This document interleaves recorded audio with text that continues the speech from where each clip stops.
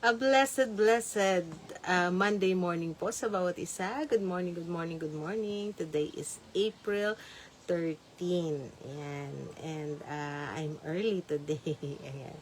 At today kasi meron po kaming aasikasuhin, no? Samahan namin yung aming anak para mag-apply, no, sa COMELEC. Ayan. So, dahil 18 years old na siya, pwede na siyang bumoto. No? And today, we are so excited, no? Maaga kaming gumising at naglakad-lakad sa sa Nuvali. And I am inspired to share to you yung mga experiences na meron kami na connected dito sa ating morning devotion. Ayan. At gayon pa man, no? Katulad ng dati sa ating pagsisimula sa ating morning devotion, tayo muna ay yumuko at manalangin. Ama naming Diyos na makapangyarihan sa lahat, maraming salamat po sa napakagandang umaga na ito na kaloob mo sa amin, sa panibagong kalakasan na taglay namin, at sa napakadaming biyaya na kaloob mo, Panginoon. Maraming salamat sa pagkakataon na ito na muli kami ay magbubulay-bulay sa iyong banal na salita. Kasiyahan mo po nawa kami ng iyong banal na spirito. Tulungan mo, Panginoon, na maipahayag ko ang iyong banal na salita ng tama at may kalinawan. Tulungan mo rin na ma-share ko, Panginoon, ang iyong kabutihan at kagandahang loob, Panginoon, na aking nadarama ng aking pamilya, Panginoon, na nawa ang bawat isa na nakakasama namin online ay ma-inspire, Panginoon, sa gawaing ito at patuloy din na makatanggap ng iyong pagpapala, Panginoon. At dinadalangin din namin na ang mga mahal namin sa buhay na malayo sa aming piling sa mga oras na ito at abala sa kanilang pag-aaral o pagtatrabaho o ano man ang kanilang pinagkakaabalahan. Tulungan mo na nawa sa susunod na pagkakataon ay makasama din namin sila sa ganitong gawain. Idinadalangin ko rin, Panginoon, na patuloy mong haplusin ang mga mahal namin sa buhay na dumaraan sa mga pagkakasakit at mga pagsubok sa buhay. Idinadalangin ko, Panginoon, si Mama Corazon, ang mother ng aking best friend na si Christine. Hinihiling ko, Panginoon, na i-bless mo siya, haplusin mo siya, at tulungan mo, Panginoon, na lubusan siyang maka-recover sa kanyang pagkakasakit. Ano man ang sakit na ito, Panginoon, na tumama sa kanya, hinihiling namin ang iyong mapagpalang haplos at pagpapagaling sa kanya, Panginoon. I-bless mo rin at i-guide ang mga doktor at mga nurses na mag-aasikaso sa kanya, Panginoon, upang siya ay patuloy na gumaling. Gayon din, Panginoon, ang iba pa naming mga mahal sa buhay at mga kapatiran na dumaraan din sa mga pagsubok at mga pagkakasakit. Hindi man namin nalalaman, Panginoon, ang kanilang sitwasyon sa oras na ito. Ngunit, ikaw, Panginoon, ang nakakakita sa kanila at hinihiling namin, Panginoon, na ikaw ang humaplos at gumabay sa kanila, Panginoon, at patuloy na magpagaling at magbigay katagumpayan sa kanilang nararanasan, Panginoon. Dinadalangin din namin na patuloy mong linisin ang aming puso't isipan at gawin kaming katanggap-tanggap sa iyong banal na harapan. At muli ang lahat ng ito'y dalangin namin sa matamis na pangalan ni Jesus. Amen. Amen. Ayan. A blessed morning po ulit, no, sa ating lahat. Hindi pa yata natin na i-share yung ating live. Okay. Ano ba itong gamit kong phone ng aking asawa? Ayan. I-share ko nga muna yung ating live sa umagang ito. Ayan. Okay. Copy link.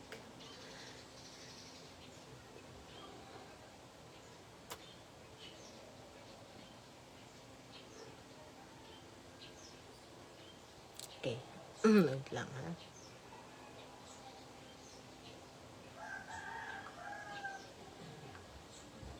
Ayan. Na-share ko na. Saan pa ba?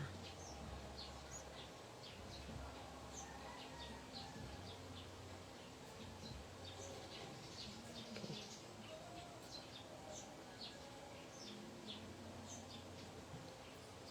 Okay? Okay. So muli, mapagpalang umaga sa atin lahat. A blessed morning kay Sister Mitch Gloria. Kay Sister Mitch Mendez Gloria. Ayan. Good morning sa iyo at sa lahat ng kasama mo sa iyong tahanan. Sa umagang ito, we are so inspired. Our walk in Novali today is a perfect example of what it means to master peace. Ayan. Peace isn't just the absence of noise, it's the presence of awareness. So, taking the time, to truly look and see what God has placed right in front of us. Ayan. So, eksakto itong topic na ito, itong experience namin kanina, sa nakakatawa yung ibon, dumapo dito sa may bintana ko. Ayan, so gusto rin niya kasing makinig. Ayan. So sa ating day 15, itong ating Faith in Action, week 3. We are now in the week 3, the sanctuary.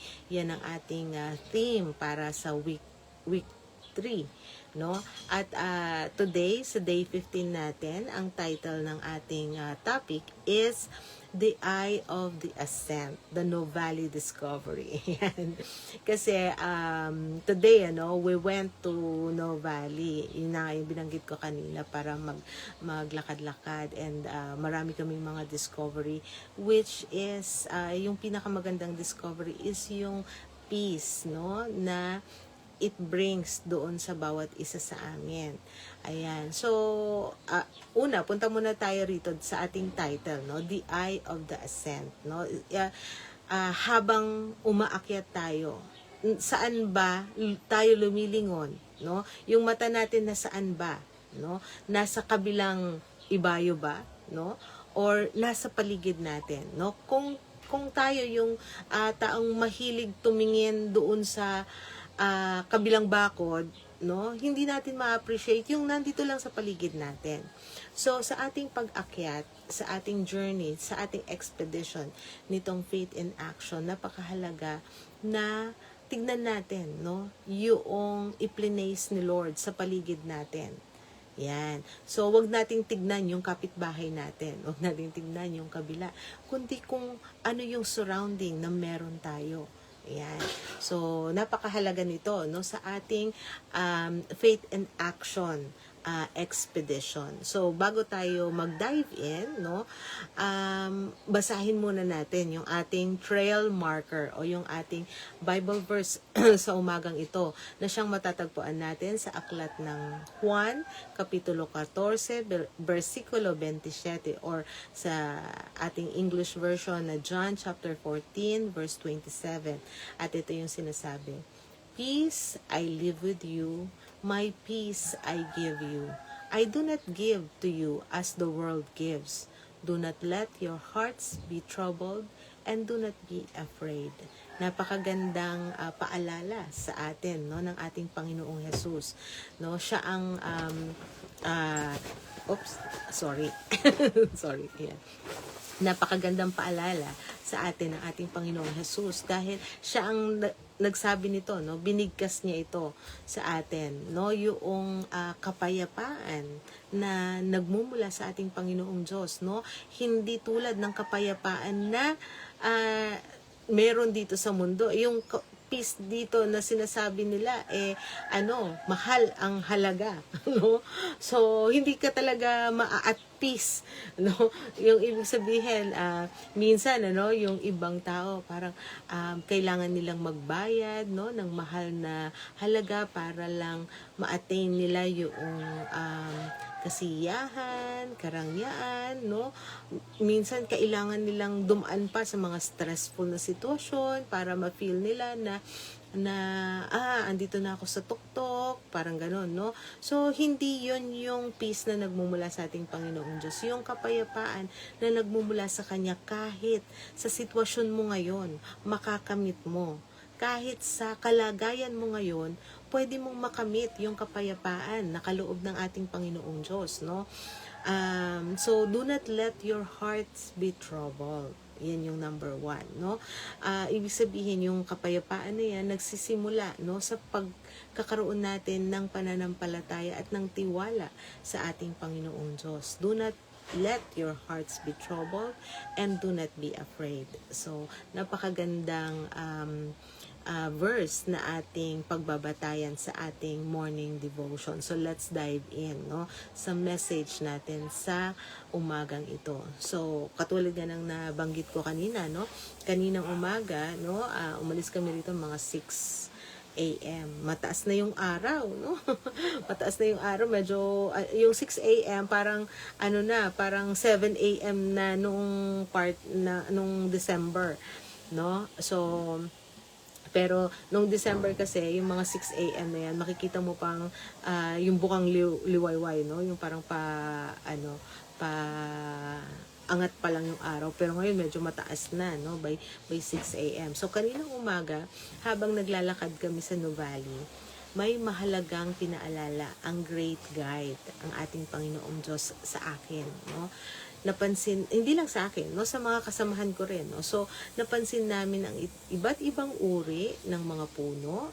May mga fruit-bearing trees na edible pala, no? Noon ko lang nakita, no? So ginamit namin si Gemini AI, no? Pinicturean ko and tinatanong ko yung mga puno na yun and tinatanong ko yung mga bunga kung edible ba, at nakakamangha, no, na ma-discover na meron palang mga fruit-bearing trees na mga ganon na ngayon ko lang nakita na edible pa. Yan. So, napakaraming discoveries, no, sa paligid natin kung maglalaan lang tayo ng oras para talagang tumingin at makakita. Ayun. So, yung paglalaan ng oras natin, no? Kasi sa panahon ngayon, sobrang busy tayo, no? Sobrang busy, parang ang daming hinahabol, no? Hinahabol na maka-earn ng ganito kasi yung goal ko ganito, ganyan. So, sa ating faith and action, napakahalaga nitong take time, no, to look around, see around, no? Minsan sa ating expedition, masyado tayong focus sa pag-akyat, no? Kaya hindi na natin napapansin ang ganda ng mga halamang katabi natin. We often compare our climb to others, thinking we should be where they are, no? Kung nasan sila, dapat nandun din tayo. Ganun yung thinking natin minsan, no?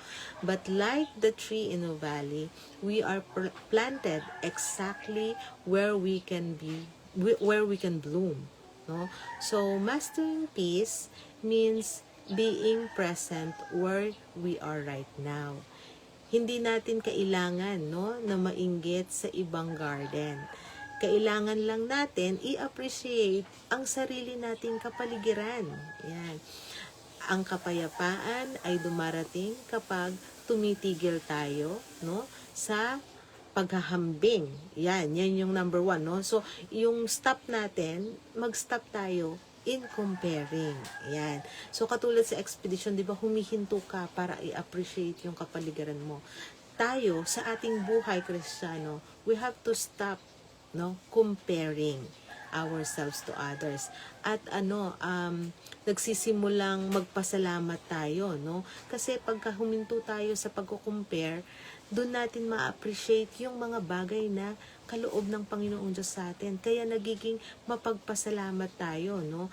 Nagpapasalamat tayo sa mga fruit-bearing blessings na nandyan pala sa harap natin. Yan. So, napakagandang paalala ito sa bawat isa sa atin. So, the walk with me breakdown or easy to understand breakdown natin. Number 1 is look and see. Yan. Ang peace ay nagsisimula sa observation, no? Kapag tinitignan natin ang mga detalye, no, ng pagmamahal ng Diyos, parang mga puno sa daan, no? Nawawala ang ating kaba, ang ating takot, ang ating worry. So, yan yung number 1. Number 2, planted to bloom. Tandaan natin, we are not in a race with anyone. Hindi tayo nakikipaghabulan sa kahit kanino. Like a plant, no, we have our own season, our own soil, no? Meron tayong kanya-kanyang panahon ng pagbubunga, pamumulaklak, no, paglago, pag-angat, paglaki. Yan. So, trust that where God planted us is the best place for our growth. Yan. So, yun ang tatandaan natin. Kung saan tayo tinanim ng ating Panginoong Diyos, yan yung best place kung saan tayo ay lalago. Ayan. So, another is the sanctuary of now. Ayan. So, sa panahon na meron ka ngayon, meron kang sanctuary. No, you don't need to reach to the summit to be happy. No, you can find a sanctuary right now by simply appreciating everything around us. Ayan. So, i-appreciate lang natin, no, everything around you, no, right now. Para ka na rin nasa tuktok. Ayan. Kasi kung hindi tayo thankful, no, hindi natin makikita napakadami palang blessing ni Lord sa atin. Yan. So yun ang tandaan natin, the sanctuary of now. Yan. Okay, and before we close, no, this morning devotion na ito, no, na napakagandang paalala sa atin. Let's reflect, no, mag-reflect din tayo. Masyado ka bang nagmamadali kaya hindi mo nakikita ang mga fruit-bearing trees o blessing sa buhay mo ngayon? Ayan. Yan ang magandang isipin natin. Ano ba yung bagay na nagmamadali tayo? Bakit hindi natin nakikita? Napakadami palang blessing, napakadami palang blessing ni Lord sa atin. Nakagat ko yung dila ko. Okay. So, another reflection is subukan mong tumingin sa paligid mo ngayon. Ayan. Ano ang 3 bagay na pwede mong ipagpasalamat na hindi mo napapansin itong mga nakaraang araw? Ayan. Ako, sa totoo lang, nung naglakad kami kanina sa No Valley, isa sa mga na-realize ko na kung hindi mo pala ipagkakatiwala sa Panginoong Diyos, yung mga plano mo, yung mga buhay mo, hindi mo makikita kung gaano kaganda yung nais ng Panginoong Diyos. Minsan, pagka nakafocus ka lang dun sa goal mo, dun sa gusto mong ma-reach, nag-i-struggle ka, parang hirap na hirap ka. Pero kung isusuko mo siya sa Panginoong Diyos, makikita mo kung gaano ka-smooth pala. No, isa yun sa mga na-realize namin, no, sa aming paglalakad. Na, kasi yung lugar na yun, no, napakaganda. Dati, pangarap kong tumira doon sa lugar na yun. Pero na-realize ko na ang hirap pala pagka pangarap mo lang yung susundin mo. Samantalang, inilagay ako ni Lord dito sa lugar na to kung saan makakapaglingkod ako. And still, napupuntahan ko yung magandang lugar na yun. No? Napapasyalan ko pa rin siya. And I don't need, no, to struggle, no, na tumira sa isang mahihirapan ako na lugar. I-provide na ni Lord sa akin yung community, yung peace of mind, no, na kung saan ako makakapaglingkod sa kanya ng tama. Yun yung isa sa mga bagay, no, na appreciate ko, na hindi ko na-appreciate nung mga nakaraan, no, na dahil nga so busy, and minsan nakikita mo yung iba na i-compare mo yung sarili mo, no. So para sa atin na mga Kristiyano, napakahalaga nitong bagay na ito na tayo ay huminto, i-appreciate yung kapaligiran natin, kung saan tayo iniligay ng ating Panginoong Diyos. At patuloy tayong lumakad na kasama siya. So muli, a blessed morning po sa bawat isa sa atin. At sa ating pagtatapos dito sa ating morning devotion, tayo po ay yumuko at manalangin.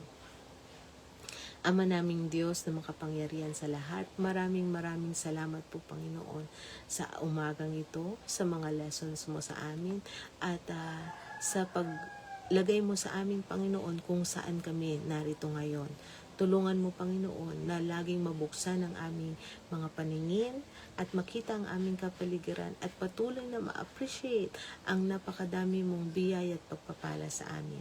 Tulungan mo kami sa aming journey na ito, sa aming paglalakbay, Panginoon, na patuloy kaming lumakad na kasama ka, Panginoon, at patuloy na isubmit sa iyo ang lahat ng aming mga plano at balakin sa buhay. Dahil, Panginoon, napakaganda ng plano mo sa buhay ng bawat isa. At muli, gawin mo po nawa kami laging karapat-dapat sa napakadami mong biyaya at pagpapala sa amin. At muli ang lahat ng ito'y dalangin namin sa matamis na pangalan ni Jesus. Amen. Yan. a blessed morning po ulit sa bawat isa sa atin. And see you later sa ating evening devotion sa pangunguna ni Sister Kathleen. At patuloy lang nating sundan itong ating Faith in Action Expedition. So, we are in week 3, no? Napakabilis. Malapit na nating matapos itong buwan ng April. Nakakalahati na tayo. Ayan. So now we are in this journey again, and I am happy, no, na isama kayo sa expedition na ito. So muli, a blessed morning. Take care. To God be all the glory. God bless.